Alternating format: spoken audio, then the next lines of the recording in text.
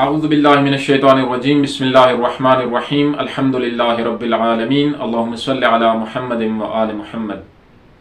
محترم ناظرین، عید الفطر کو اللہ تعالیٰ نے شعائر اسلامیہ میں سے قرار دیا ہے، اور جب بھی ہم عید کا لفظ سنتے ہیں تو ہمارے ذہن میں ایک خاص قسم کے دن کا تصور آتا ہے کہ جو دن خوشیوں کا دن ہے، جس دن میں اچھے اور نئے لباس پہنے جائیں، گھروں میں اچھے اچھے کھانے پکائے جائیں، دوستوں رشتہ داروں کے ساتھ عید ملی جائے۔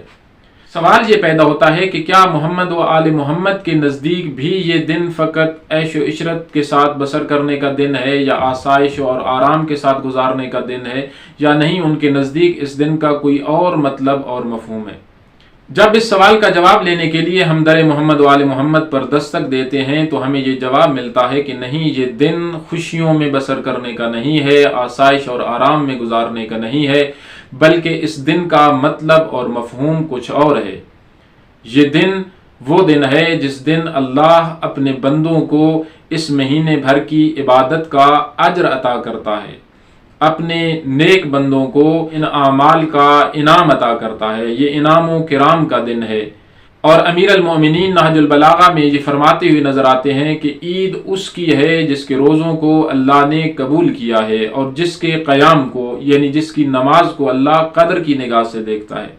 اور پھر ایک وسیع مفہوم عید کا بیان فرمایا کہ عید فقط ایک دن کے ساتھ خاص نہیں ہے، بلکہ مومن کا ہر وہ دن عید ہے جس دن وہ معصیت پروردگار سے اپنے آپ کو محفوظ رکھے۔ امیر المومنین ایک اور مقام فرماتے ہیں، الا وان ھذا اليوم یوم جعلہ لکم عیدا، یہ وہ دن ہے کہ جس دن کو اس ذات نے تمہارے لیے عید کا دن قرار دیا ہے۔ وَجَعَلَكُمْ لَهُ أَهْلًا، اور تمہیں اس دن کا اہل قرار دیا ہے۔ فَاذْكُرُوهُ يَذْكُرْكُمْ، پس اس دن میں تم اس کا ذکر کرو، وہ تمہارا ذکر کرے گا۔